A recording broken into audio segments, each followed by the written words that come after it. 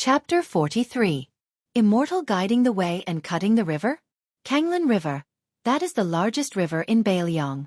Su Fengnian spat a mouthful of tea on the face of the old Taoist immortal opposite him. The old Taoist priest who had been in Wudong for 30 years just wiped it away gently and turned to glare at his talkative junior brother. Su Fengnian hurriedly apologized. Wang Zhongluo, on the other hand, had a good temper and did not mind, continuing to drink his tea. Su Fengnian quietly sized up this Wudong number 1. His forehead was red like a raised eyebrow. Although he had white hair, he did not look old. Su Fengnian suddenly remembered a Taoist unorthodox book called 3,000 Sceneries that he casually read in the Tide Listening Pavilion when he was young. It mentioned that Wudong had a mysterious internal energy that was refined by the supreme jade elixir. It first formed a Dan-ing, then flowed through the 5 viscera, and then through the 4 limbs. It could turn red blood into white milk, the appearance of a young man, and was impervious to cold and heat. Su Fengnian had never taken the occasional written records of claws in the snow seriously. However, when he heard those 2 fingers with his own ears and saw Wang Zhongluo's vaguely revealed majestic aura, he had no choice but to believe it. The old Taoist left after finishing his tea. Su Fengnian saw Hong Xixiang still squatting on the side in a daze. He frowned and said, "Bull Rider, why aren't you leaving?" Hong Xixiang nodded and slowly walked back to Small Lotus Peak. Passing by the 3 palaces and 6 temples, countless Taoists respectfully called him Grand Marshal Uncle, and he responded to them all. Some familiar juniors would even stop and chat with them. Slowly walking to the immortal cliff, he found his senior brother standing under the tortoise camel tablet. Hong Xixiang quickened his pace and called senior brother Wang. Their generation on the mountain was already the highest, unlike Longhu Mountain's Taoist masters who were in seclusion and did not care about worldly affairs. Wudong also had a senior brother surnamed Wang, who used the sword to crown Wudong. He was habitually called Junior Brother Wang by Hong Xixiang, and had been silently comprehending the sword at Big Lotus Peak for 16 years. Wang Zhongluo, who was almost a head taller than Hong Xixiang, turned around and saw the unhappy junior brother. He joked, "Senior Brother Chen took away your private stash of forbidden books again?" Hong Xixiang shook his head, hesitating to speak. Wang Zhongluo patted his junior brother's shoulder and left under the moonlight. Su Fengnian practiced the rolling knife technique once. There was no set pattern to it. The most important thing was the angle and direction of the first cut. Following that, dozens or even hundreds of moves would follow the momentum of the first cut. Su Fengnian strived to do it in one go without leaving any gaps, using the least amount of strength to use the fastest knife.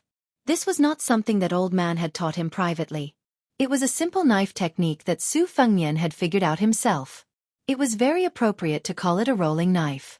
Compared to what Headmaster Wang had said about standing on the sword and moving the sword, it seemed to be slightly different. He returned to the thatched cottage and lay down on a hard plank bed. It was as hard as the Wudong mountain. Su Fengnian had no qualms about this. This was because he was used to living in the wilderness with old Huang. On the table, other than an oil lamp, there were 2 piles of yellowed books. 2 sword manuals, 1 spirit extracting technique, and at the bottom was Qing Shui Pavilion sword practice record. Su Fengnian did not have any pajamas. He simply stayed up all night to memorize these books. Wudong's mantra was widely circulated in Jianghu. Most of them were fakes, crowned with the name Jade Pillar Internal Strength. They were still very popular. However, there were indeed some genuine low-grade jade pillar mantras that the Jianghu people were familiar with. Wudong Mountain had never deliberately tried to stop them. This was because the jade pillar mantras were indeed brilliant. However, it was only one of the yin-yang fish. It still required the Wudong Taoists to train their bodies day in and day out to complement each other.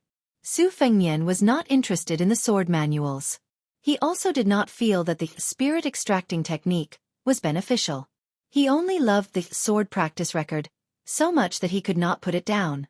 This 60-year sword practice record was the painstaking work of a Wudong ancestor. It was just that the words were obscure and not easy to learn. Su Fengnian looked at the dimly lit sky outside the window. He put down the sword practice record and walked towards the white elephant pond with his embroidered winter saber. The closer he got, the louder the sound of the waterfall hitting the rocks. A cold water vapor assaulted his face. There was a large rock in the middle of the pond. Su Fengnian walked along the edge of the white elephant pond. Unexpectedly, he walked along a blue stone path into the waterfall. It turned out that the hanging immortal peak where the ivory waterfall hung had been hollowed out by the Wudong ancestors. Legend has it that an immortal ascended from here and left an ancient sword in the pond. Su Fengnian stood still. He was only 2 arms away from the waterfall. His clothes gradually became wet. Su Fengnian used all his strength to make a horizontal chop with his saber. That old Taoist priest was able to cut off the river with 2 fingers. So what if he used all his strength to make a chop? Su Fengnian felt a piercing pain. The winter-embroidered winter saber had just made contact with the falling waterfall when it flew out of his hand. It drew an awkward arc in the air and fell to the ground. Su Fengnian raised his hand to look. There was a large bloody crack. Su Fengnian grinned.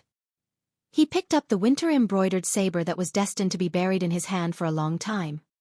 He let out a long breath and made another chop. The result was the same. Su Fengnian sucked in a cold breath. He tore off a piece of cloth from his body and wrapped it around his hand. He sat on the ground and picked up the winter-embroidered saber.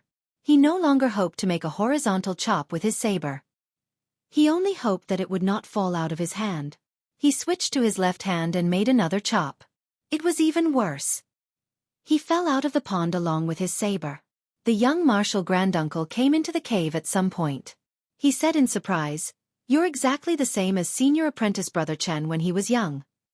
Su Fengnian tried to find joy in his misery. "All experts are like that." Hong Shixiang said softly, "But I heard that senior apprentice brother Chen can make a several-inch wide gap with his sword when he reaches your age."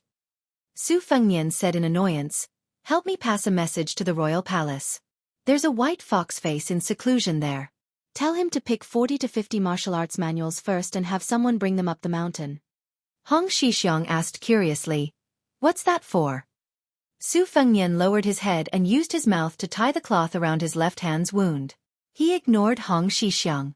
The young martial granduncle obediently went out to run errands for His Royal Highness. There's a Purple Sun Temple a mile away. He's going to ask the juniors for help. Of course, martial granduncle won't go down the mountain. A few days later, a slender woman carrying a heavy bag climbed up the mountain with difficulty. What's the heaviest thing in the world? Friendship? Loyalty? Bullshit. Books are the heaviest. Jiang and I sat on a step halfway up the mountain. Her waist was almost broken. A few Taoists who were staring at her swaying body as if she could roll down the mountain at any moment were finally relieved. This extremely beautiful young woman was escorted to the foot of the mountain by the Bailiang cavalry. Then she climbed up the steps alone. At first, the Wudong Taoists wanted to help, but they didn't get any response. She only had a cold expression on her face. The Taoists could only carefully follow behind her, afraid that she would suffer along with her bag. A woman from Bailiang Palace, they can't afford to offend her. Jiang and I raised her head and looked at the endless mountain peak. She muttered something. The Taoists couldn't hear her. It was all harsh words cursing Su Fengnian. But compared to her daily actions of making little grass men, it was already considered gentle. Now if that bastard His Royal Highness dares to stand in front of her, she'll definitely pull out that talisman and die with him. Jiang and I rubbed her already red shoulders. She gritted her teeth and once again carried the heavy bag. In the lapis lazuli world, this was a pitiful scene. Hong Shixiang, who had nothing to do, was strolling around the mountain. He saw this scene and ran over to help. But before he could speak, Jiang and I said, "A good dog doesn't block the way." Her tone was weak, but her eyes were like the eyes of a bodhisattva. She didn't look like a lowly servant in a prince's residence. Hong Shixiang smiled and said, "I'll lead the way for you." Seeing the hut, Jiang and I was stunned. This was the sleeping quarters of His Highness the Thousand-Blade Crown Prince? Won't he jump and curse and kick the few thousand Taoists of Wudong Mountain down the mountain? She sat on the ground, panting. She really felt like she was going to die. Hong Shixiang was just about to remind her, but Jiang and I glared at him. He could only swallow his words. The young martial granduncle thought that the woman brought out by His Royal Highness was different.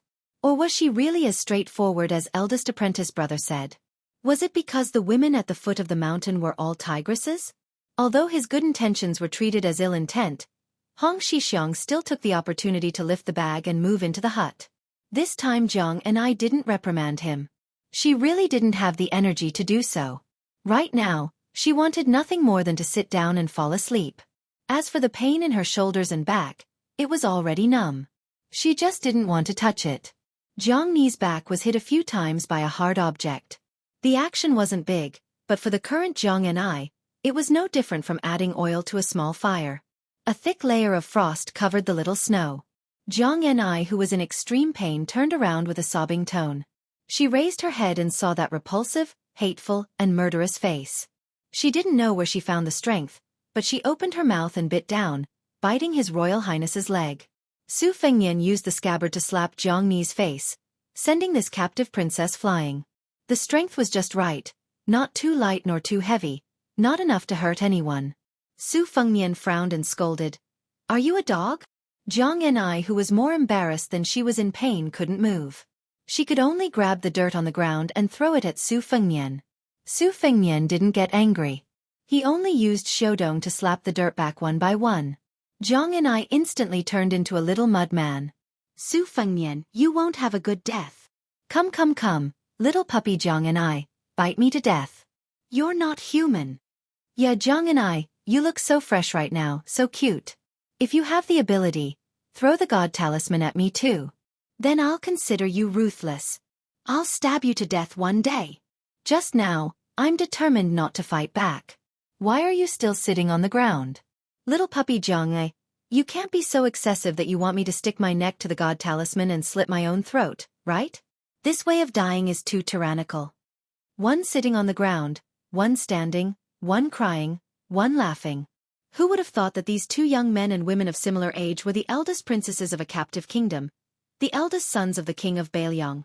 Seeing this scene, the young martial granduncle, who felt that it was harder to understand than the heavenly book, helplessly said, "I'd better go ride an ox."